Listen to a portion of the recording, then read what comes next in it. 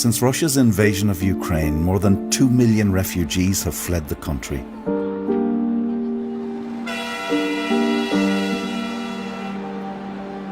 It's the largest movement of people in Europe since the Second World War.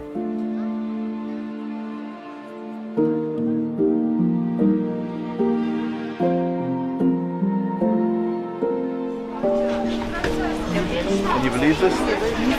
Can you?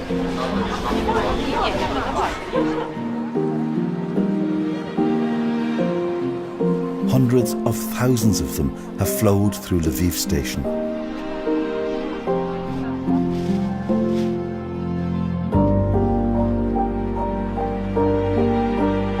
The story of this station is the story of Ukraine's people and the war that's consuming them.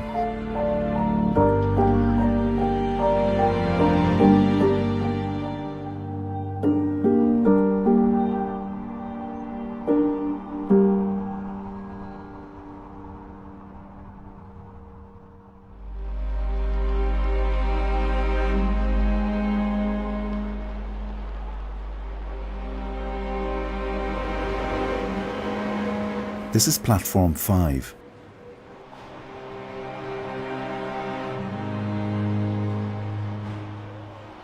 Genya is saying goodbye to his family.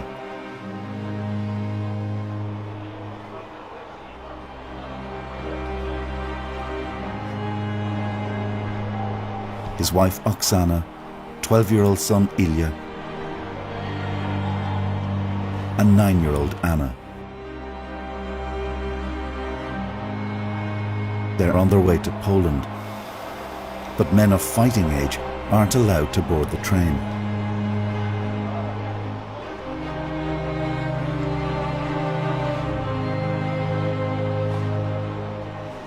Platform 5 is a part of this station which thousands are desperate to reach. But it's a place of pain and sorrow.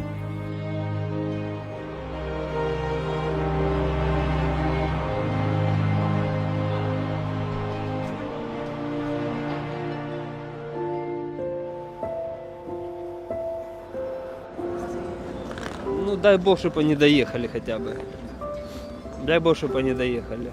Чтобы они были счастливы. Да, ну там хотя бы не летит со всех сторон. Уже все, за 3 дня вот так. Все, ты уже не спишь, так что-то щелкнуло, и ты такой не поймешь, спал ты или не спал.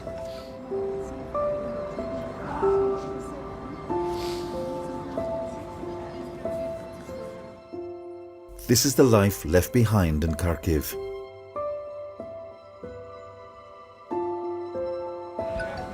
Это сын мой. Да, сынок. Да они мне не нужны, вот на мне есть вещи, и все на мне есть. Курточка есть, вещи есть, мне всего хватит. Все. Шапка есть. И все будет хорошо, я верю,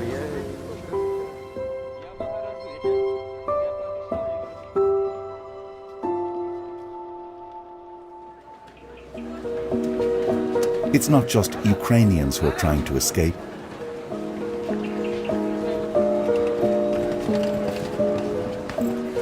Doha is a student who wants to get home to Morocco. We've been waiting for two days now. We are coming from Kharkov, and in Kharkov there are shelters, we left everything.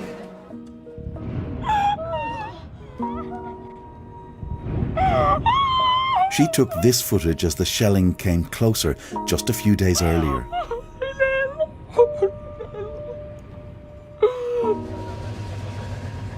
Doha's travelled for hours on packed trains to get to Lviv. Like you can So I'm see just here, looking here at the people like people crowded were into crowded, and like people don't not even ask about us or something. They were like just walking on us. Okay, so these are All the people, like we were Nigerians, Moroccans, Arabs, Egyptians, from Tunis, from everywhere. It's like the whole world is on that train. Yeah, I cried so much, and I just want to go home, really. I'm not safe anymore here. I left everything. I left my studies. Just pray with us, guys. But in the invasion's first days, not everyone gets on a train. Platforms are often packed. There are thousands of people along this platform.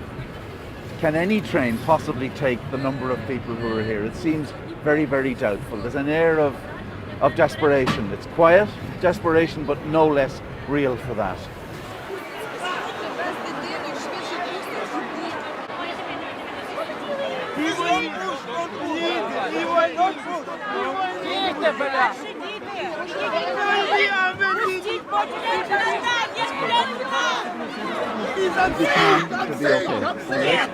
Let me go!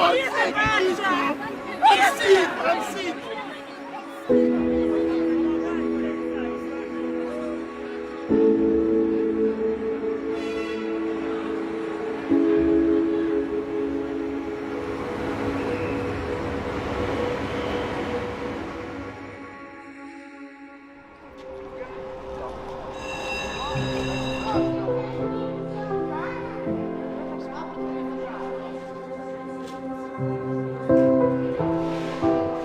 Rina and her family are trying to get to platform 5.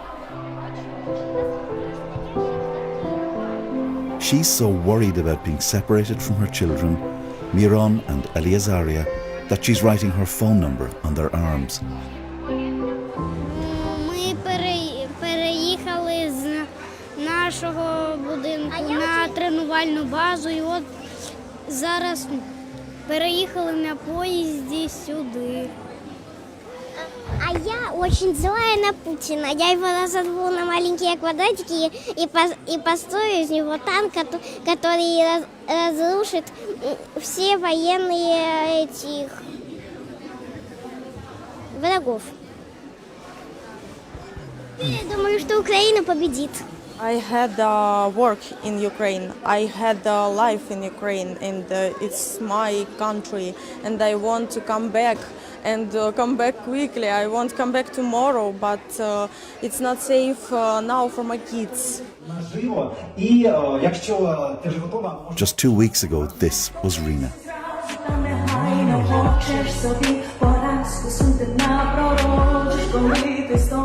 A well-known Ukrainian pop star.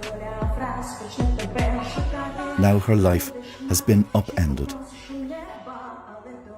I have big concerts, and some people of Ukraine very like my music, and it's very good. So I start in this way, and now it's finished. Край суровый, море льда, есть там мама, помнит все она. В час тогда домой придешь, утратив все, ты все найдешь. Bravo!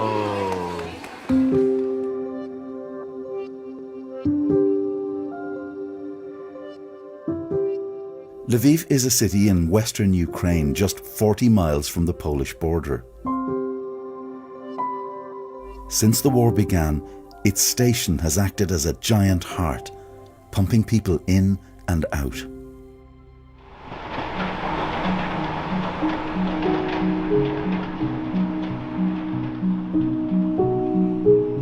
The people who keep that heart beating are the train drivers.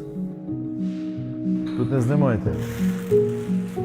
Boris has been one for more than 25 years.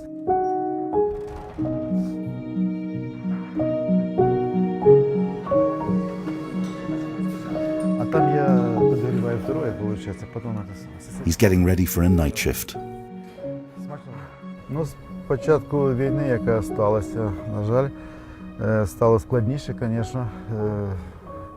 Важче стало працювати, але ми стараємося все вводити і стараємося хорошо все робити.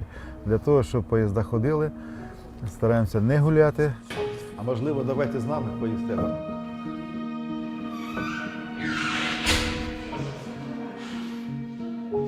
This is where the drivers rest. Some can't return home to their native cities because of the fighting.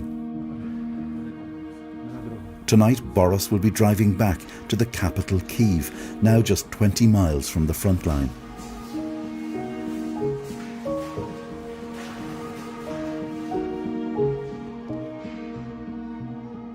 Особисто я не наляканий, а за дружину і за свого сина дуже переживаю, так як вони зараз на даний час знаходяться в Києві, не зі мною. Але вона вдома чекає і надіємося на краще. Перемога буде за нами, Україна переможе і все буде добре.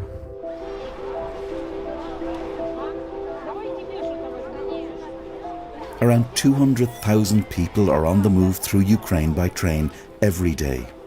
Тихенько, тихенько, тихенько. Мама з дітьми, тільки мама з дітьми. Travel is now free. No one needs a ticket.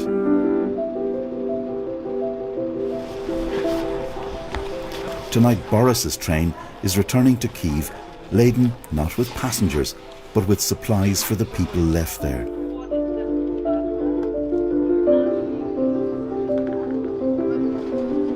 He'll be taking a new route, as a bridge has been destroyed in the fighting.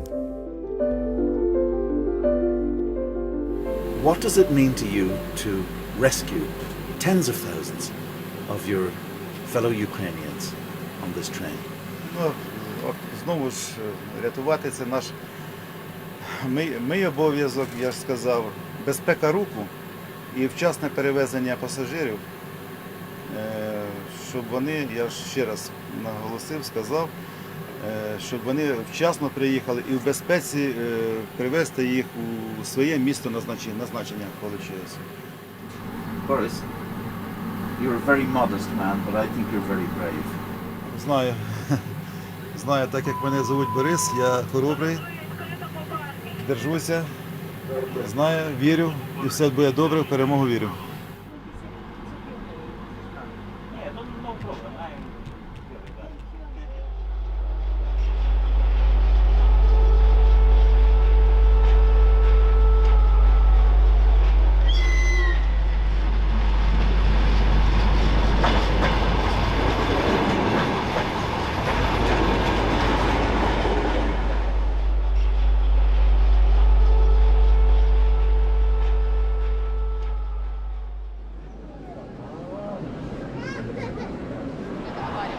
Outside platform 5, thousands of people are waiting for the next train out of Ukraine.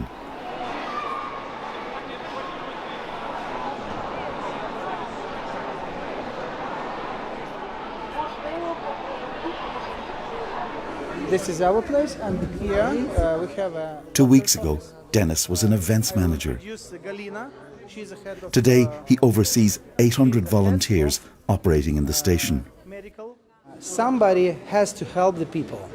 Old people, moms with kids, disabled people come out from the train, and they are under deep shock because their houses was bombed.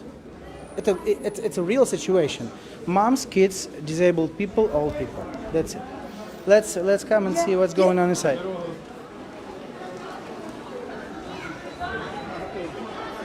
This is a food station.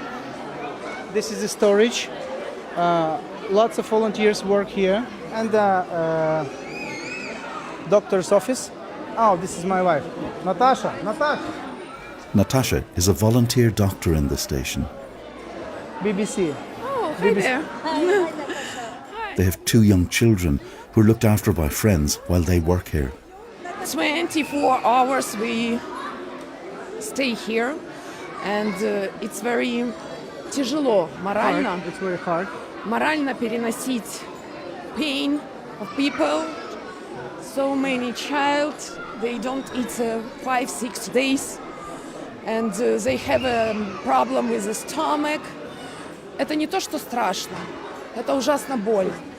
Каждый день я стараюсь плакать, чтобы не держать это в себе, чтобы иметь силы дальше сюда приходить. Okay, let's come downstairs. Дайте дорогу. Дайте дорогу, дякую. So we use volunteers on every exit. We have some kind of a food place, catering food place here. The mini clinic and the place for disabled.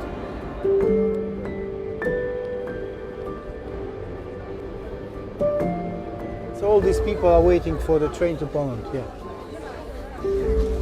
We have 7-8 trains per day. Я понесу, я поможу. Так, я поможу, ми підемо зараз. Так.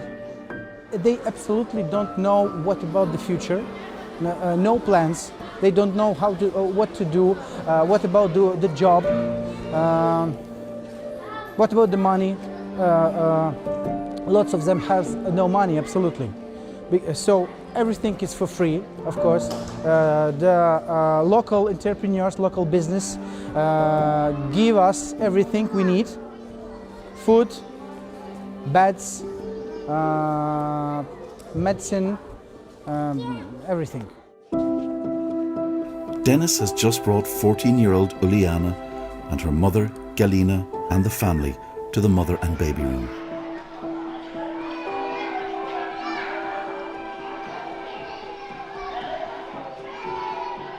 They've travelled for 2 days from the city of Dnipro. I'm with my little brother, with my mother and grandmother. But my father, he in Poland now, so we are going to him. For all these families, the mother and baby room is a refuge from chaos outside. I think it's the most good place. Then we can be there. So I'm so happy. Yes, I can relax there. So I'm so happy. My mom is she's very tired because she has so many problems with that, because we don't know where we was yesterday and where we go, so it's so hard for she.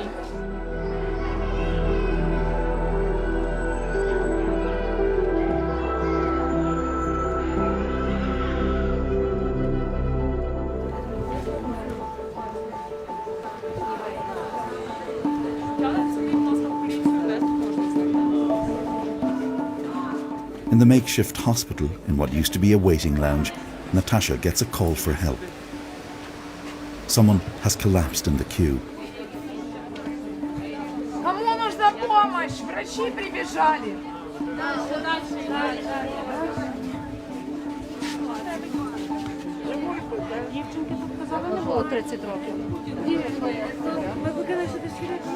Days travelling on crowded trains create hellish conditions for the most vulnerable.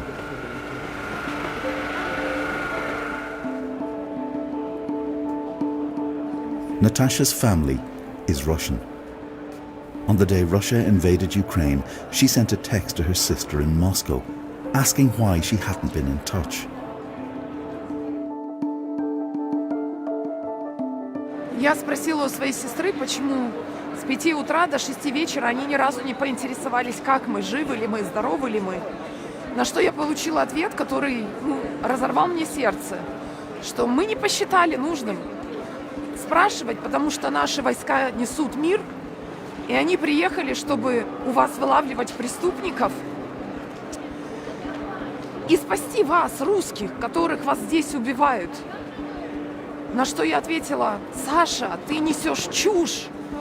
Вы приехали сюда убивать нас, и это происходит сейчас на моих глазах. И я получаю следующий ответ: Наташа, в тебе слишком много национализма и фашизма. Ты не понимаешь, кто такой Путин, какой он бог. The next exchange of messages was the last time the sisters spoke. Моя сестра просто решила меня окончательно добить тем, что она написала: если вы верите тем уродам, которые сидят у вас у власти, которые хотят развалить Украину на части, И если ты не принимаешь то, что делает наш Путин, ты для меня не существуешь. Все. После этого я и написала только одну фразу. Саша, за русским военным кораблем. Идите на все.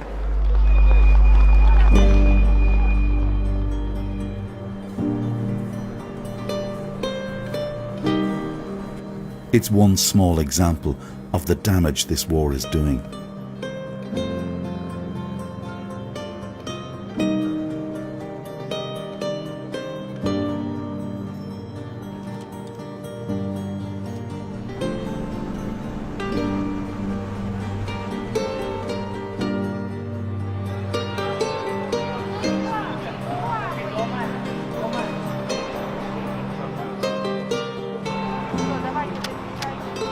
Rina made it to platform 5 with her children and mother.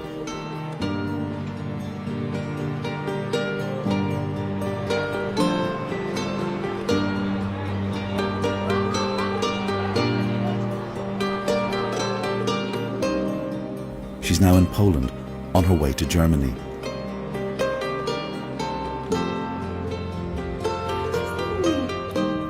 Doha finally reached Morocco.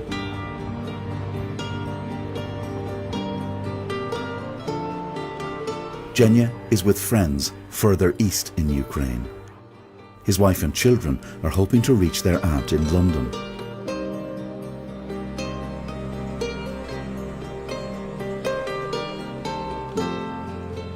And Boris is still making the journey to and from Kyiv.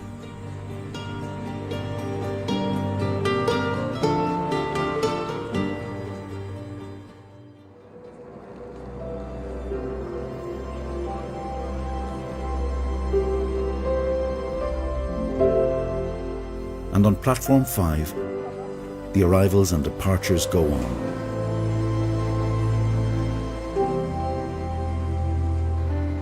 The relentless separation of families by the war.